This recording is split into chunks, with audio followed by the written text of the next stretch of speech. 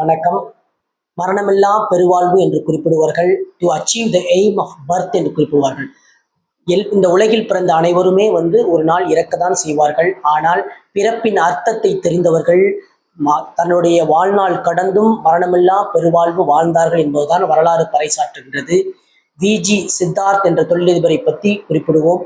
3000 acre coffee estate, பரம்பரையாக coffee estate தொழில் செய்கிறார்கள். காஃபி சீட்ஸை ஏற்றுமதி செய்வதும் அதை விற்பதும் தான் பிரதான நோக்கமாக இருக்கிறது. பட் விஜி சித்தார்த் சற்று வித்தியாசமாக யோசிக்கிறார். A lot of can happen in single coffee என்ற வாசகத்துடன் காஃபி டே என்ற ரீட்டைல் பிஸ்னஸை உருவாக்குகிறார்.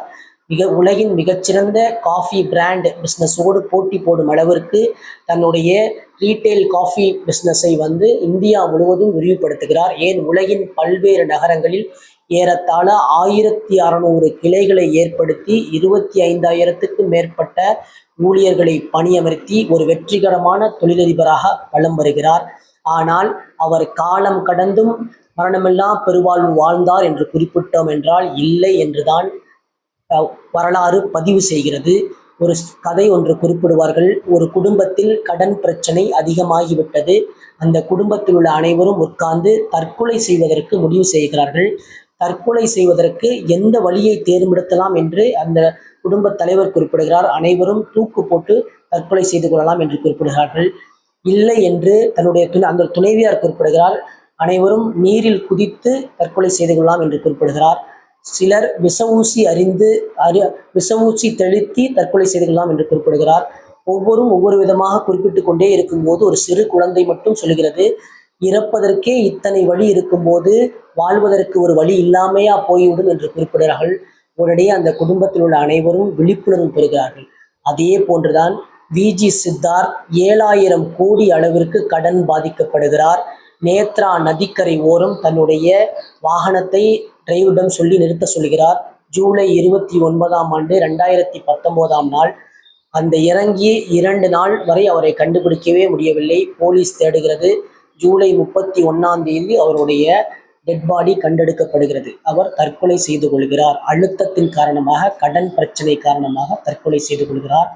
அவருடைய துணைவியார் 6 மாதங்களுக்கு பிறகு அந்த நிறுவனத்தை கையில் எடுத்து சிஇஓவாக பணியேற்கிறார். அந்த நிறுவனத்தின் பெரும் பிரச்சனையாக உள்ளது 7000 கோடி கடன்.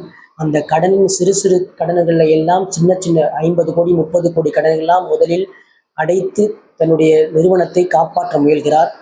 இந்த மாதிரி நிறுவனங்கள் எல்லாம் வீழ்ச்சி வரும்போது அந்த ஊழியர்களை வேலையிலிருந்து நீக்குவதுதான் பிரதானமாக இருக்கும். ஆனால் அந்த மாளவிகா ஹெக்டே தன்னுடைய ஒரு ஊழியருடைய நீக்கவே இல்லை. எந்த கடைகளெல்லாம் விற்பனை குறைவாக இருக்கிறதோ அந்த கடைகளை எல்லாம் மூடுகிறார். அதே நேரத்தில் மால்களில், தியேட்டர்களில், கூடுதலாக விற்பனையாகும் இடங்களில் அதற்கு ஈடாக பல்வேறு கிளைகளை உருவாக்குகிறார். சில சொத்துக்களை விற்று கடனை அடைக்கிறார். 2019இல் 7000 கோடியாக இருந்த அந்த கடனை கிட்டத்தட்ட 2023 430 கோடி அளவுக்கு குறைத்து ஒரு பெண்மணி சாதித்திருக்கிறார். பிரச்சனைகளை கண்டு அஞ்சி ஓடுவதை விட அதை எதிர்த்து நின்று போராடுவதுதான் வீரமான செயல். அதான் வெற்றிக்கு வழிவகை என்று குறிப்பிடுவார்கள். ஒரு மனிதன் வாழ்ந்தான் என்பது பெருமை இல்லை. வாழ்ந்தான், சற்று ஒரு சூழ்நிலை காரணமாக சறுக்கினான், மீண்டும் எழுந்தான், வாழ்ந்தான் என்பதுதான் பெருமை.